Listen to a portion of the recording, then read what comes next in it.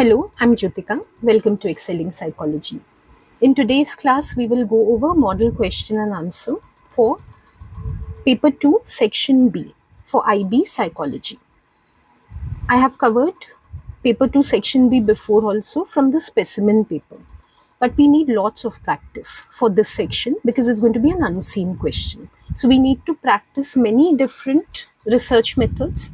The question can come from qualitative research, quantitative research. It can summarize some interview, case study, experiment, questionnaire.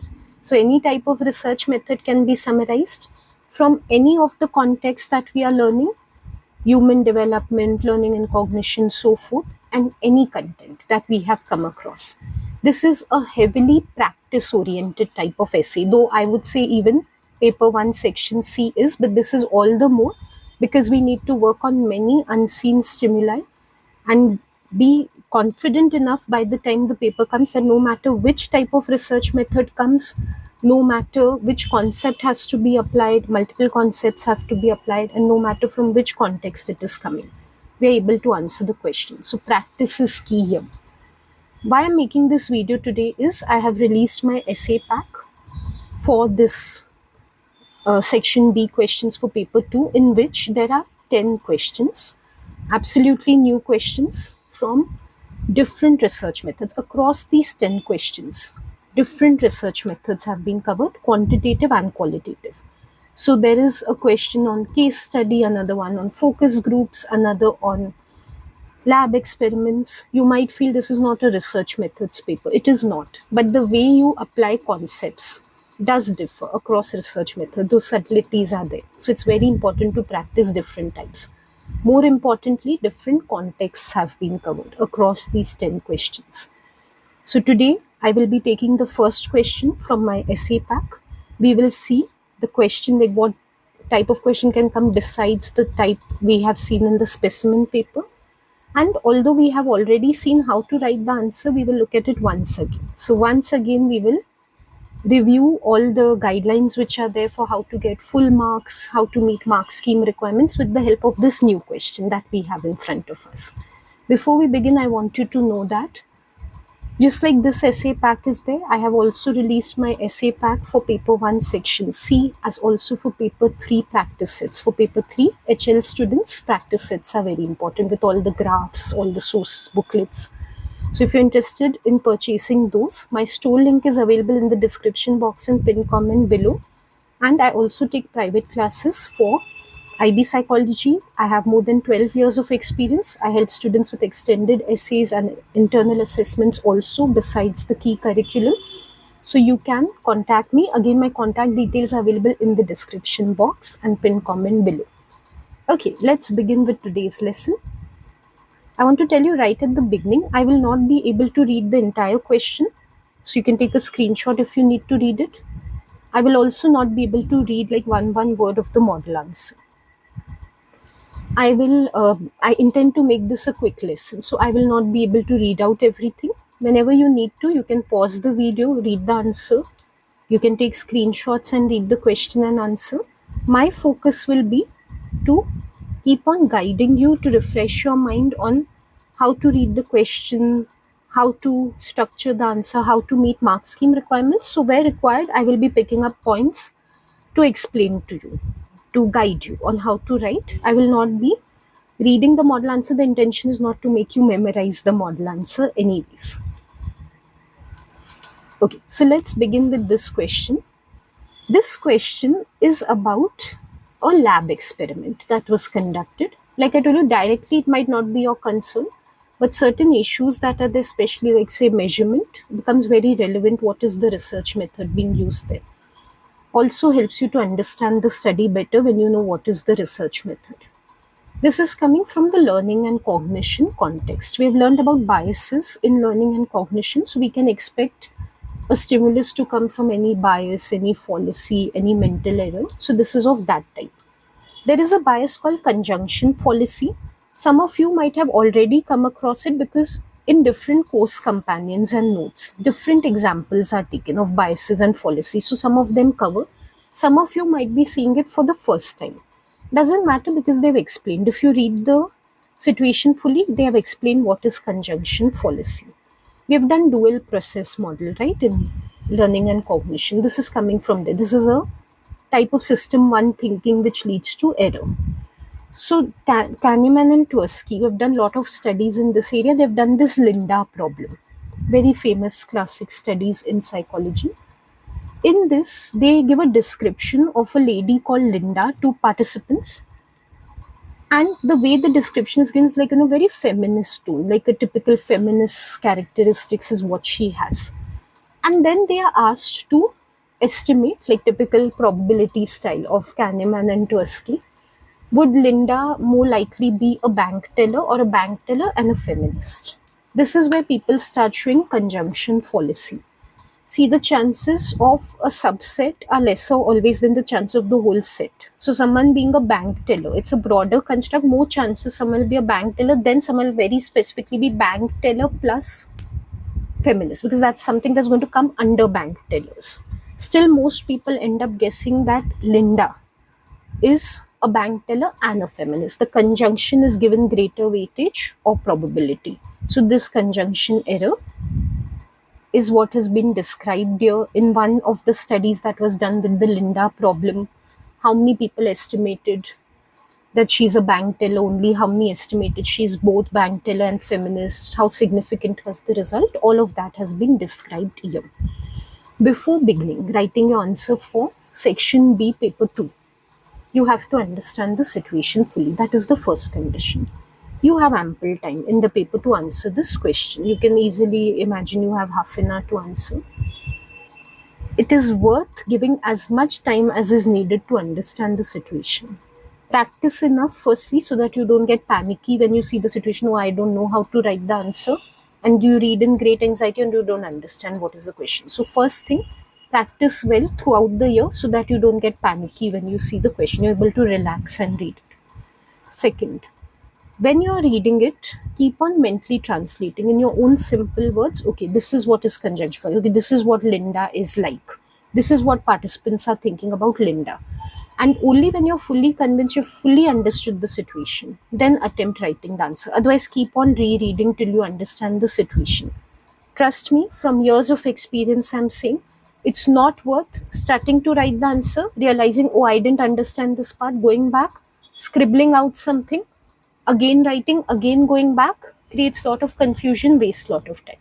It's worth taking as many minutes, hardly it'll take 2 or 3 minutes, but even if it takes more, to understand the situation. That's the first thing you need to do. Next, carefully see which concepts they are asking you to apply. There are 6 concepts in IB, but not all 6 are allowed for the question. Only 4 are given, out of which it's up to you which 2 or more you want to take. Here you can see 4 which are given are bias, measurement, causality, and responsibility. If you take 2, you will have to take a depth approach, because to justify 15 marks, you will have to write very thoroughly about each, so that a word count requirement of about approximately 600 to 800 words is met. If you take more, 3 or 4, you will have to be broader and less depth wise. Not to say that you don't give concrete points, you don't give reason, you have to give, but you have to be concise and show brevity in your writing. As compared to your section 1C answer in paper 1 section C, you don't have to give any example study. That part is already given here. So in paper 1 section C, we take only one concept and we apply that. Easily it gets covered in the word count, because much of the answer is also about knowledge and description. Here the study is already there. You don't have to give the example study. So you can devote more time in covering the concepts. So strictly my recommendation, no hard and fast rule. My recommendation from my experiences, take 3 issues. 2 is also very good. Take 3, don't take more than 3. It becomes too difficult to like give peel points also, to give context and reasoning also, and cover 4 issues. It becomes a lot. Because the knowledge part is reduced, that's why instead of 2, I'll tell you take 3 concepts, but don't take 4. 2 also, I feel better than 2 will be 3. You can discuss more diverse points, but that is up to you. Now, how to decide which ones to take? See, that is little subjective because trust me, all concepts are equally applicable, which they have given. There's nothing like this concept is better. For this concept, you will get more marks. Not at all. Your critical thinking should be so strong as such at this point that you should be able to apply any concept. But then every student personally, given what practice they have done across the year and which concepts have been easy for them to understand, they have certain preferences. So first I'll say go by that. You feel bias is your weakness, you're not able to write much about bias, just eliminate it. You feel responsibility, you get very confused about say larger social responsibilities, remove it. Whatever you have doubt about, just leave it out. Next thing what you can do is, whichever concepts are there, see which you feel work best given the research method. Like measurement is really great when it comes to quantitative studies like experiments. So I would encourage you to take measurement. Conjunction fallacy. Firstly, I tell you system one thinking. Errors in system. It is a bias by itself, right? So bias is very strong over here. So that way also see if you consider the research methods and the context concept, see how it helps you to decide which concept will work best over here if you think about the context and content. Causality is beautiful for experiments, right? Responsibility, I personally would say not much applicable here because responsibility where it comes to mental health issues, brain development issues, stronger. I'm not saying you can't take it here. Here also there is deception, there is leading of participants, that all can come under responsibility. But won't be able to make those strong points like we can make for bias because the question is only about bias, or we can make for measurement because it's a lab experiment, a quantitative study, or we can make causality because it is experiment, and experiments are by nature cause effect studies. So that's why my preference would be the first three. Your preference can definitely differ from mine. You might be stronger on responsibility, or maybe one of the first three is your weakness. You can absolutely go about your way. There's no hard and fast rule which one you have to take. Okay, so at this point, you must have seen you need to be strong on your research methods, strong on your context and content. That helps you make a good judgment of what to write about. Then, once you're clear on this, just make an outline in your mind, like I've explained in the paper 1 section C also. Just remember in your mind what is the structure for writing the answer, and make some points in your mind as to what you will cover under the concepts you're taking, and then start writing. So broad structure, I'll just show you again on the model answer itself. First paragraph should be about telling the examiner, see, these are the issues I'm taking: bias, measurement, causality, or whichever three you're taking, just general definitions of them. Like this is the kind of knowledge and terminology you can give in paper 2. And define one or two key concepts, though it's not compulsory, it just looks nice according to me. So conjunction fallacy definition you're getting in the scenario. They've explained there, you're just rewriting it or writing it in your own words to give a good start to the answer. Human reasoning you have learned in dual process model in learning and cognition, so give it from there. Key thing, unlike paper 1 section C where you have to give knowledge, so you have to give all the key terms, definition, summary of the study, here you have to directly come down to essay outline with, okay, these are the concepts that I'm taking. Then it's very straightforward from here. For each concept, strengths, weaknesses. So because I'm taking bias, and I told you in my opinion, bias is the main thing because this is a fallacy of thinking. It's bias by itself. So strengths of bias, weakness of bias. Strength of measurement, weakness of measurement. Strength of causality, weakness of causality. It can't be simpler than this. And conclusion, same like we do for paper 1 section C, summary of all the points and future direction. Given the limitations of present research, which we are coming to know from these studies, this is what future research should be careful about. So as far as paper 2 section B answers are concerned, they have a very straightforward structure. Okay, word count, as I mentioned previously, target 600 to 800 words. It's the same like paper 1 section C answer. Critical thinking has all the weightage in this one on the mark scheme. Make sure you're giving highly relevant points. Make sure to follow the Peel format in every paragraph for the same issue, for the same concept. Like causality, you don't have to give strictly one strength and one weakness. You can give 2 strengths, 3 strengths, 2 weaknesses, 3 weaknesses, all that is fine. But each should have context and reasoning. Like I always say, no generic points. Quick example, you're talking about causality for what? For the Linda problem, for the conjunction fallacy. In general, causality means established cause-effect relationship. In lab experiments, it is good because we can control extraneous variables, but we cannot know about cause-effect in the real world. You're not going to get any marks for that. Whatever points you're making, we can control variables. In the Linda problem, what could be controlled? We cannot generalize to real life. Why cannot we generalize the Linda problem, the type of participants thinking in the Linda problem, to real life? That is key in scoring. Across papers 1, 2, and 3, why do you lose marks? Because you do not apply what you have learned to a given situation. The way most students behave, as if the situation doesn't exist really. They go on writing about what causality is in general, what bias is in general. No reference only they make to their points for the situation. Why have they given you the situation if they don't want you to refer to? Like, what is the whole point of the question? So give as many strengths and weaknesses as you want. There is no limitation to it for each concept. Make sure whichever strengths and weaknesses you're giving, they are fully relevant to the Linda problem that is given. Okay, so now with the help of the model answer, whatever I've explained to you about the structure and style of writing, I'll give you examples and take you through it. So human reasoning definition, conjunction fallacy definition. Like I told you, don't want to give it, don't give it, but I feel it makes for a good beginning by just defining the key terms that we are seeing. We're not going to come back to them directly again in the answer, just to give an opening. Very important to give the essay outline. These are the 3 issues I am taking, and these are the general definitions of the issues.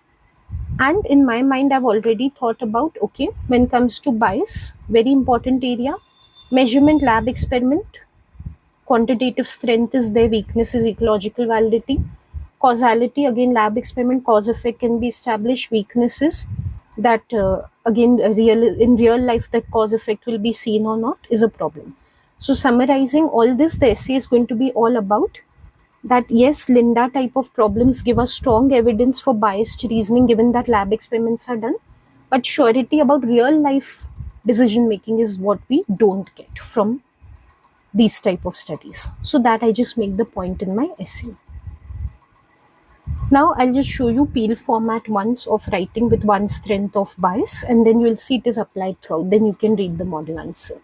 See, like my point would be bias is key. So in Peel format, P is the point. I'm orienting the examiner that, see, first thing I'm going to talk about bias is how it is the most important thing when it comes to conjunction fallacy Linda problem. Next, I have to give evidence. Example. In general, bias is key to many studies in psychology. Any studies being done related to quick thinking, bias will be very important. Why specifically in the type of question given? Because Linda has been described as a feminist, she's outspoken, conscious, all that wording I've taken from the scenario only. So common stereotypes associated with feminism are being triggered in the participant's mind. They are being biased to think that she is a feminist. So this is a specific example I'm giving of why bias is key in this study. Whatever point I have made, I have to give an example from the study to relate it to the point. Next, I have to give explanation. Okay, why is this so important? Why is bias's strength here as a concept, or why is it important to consider bias here? I need to explain that. Because it shows how people use a prototype while thinking, a feminist prototype they are using while thinking of Linda, they are not able to think in absolute statistical terms. So how conjunction fallacy actually comes into play when people start thinking in terms of heuristics, or they show quick thinking. That is what we come to know by considering bias in this study. That is why it is so important to take up the concept of bias, because it's highly relevant to this study. So I've explained that. Then of course, link has to be given, a conclusion to whatever we have written so far, in the sense that, okay, so the larger concept is learning and cognition, cognitive biases like conjunction fallacy. So bias as a strength, what does it link back to, or what conclusion we can draw about its importance? It's very important to consider bias when thinking about any learning and cognition topic, when thinking about cognitive decision making. So you'll see all the paragraphs are structured in the same way. I'll do a quick run through. Weaknesses of bias, for example, Because bias is there, when we come to a conclusion like, oh, people are uh, making conjunction fallacy, are they really making it, or they're being led on completely to make that fallacy by making Linda look so feminist? The whole construct validity comes into question.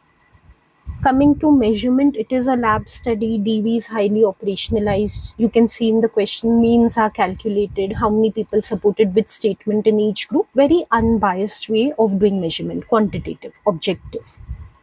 Weakness is construct validity again is lacking, not only because it is biased, but also because the measurement is being done in terms of logical puzzles. In real life, people are not going to read about Linda problems and think about other people in terms of what they are likely to be. Rather, they would think about emotional, social, contextual problems, not a generic problem without any context that is not relevant to everyday life. So, ecological validity is also lacking, which reduces construct validity. Like, are we really measuring thinking errors in the real world, or are we measuring isolated case of thinking error in artificial lab settings?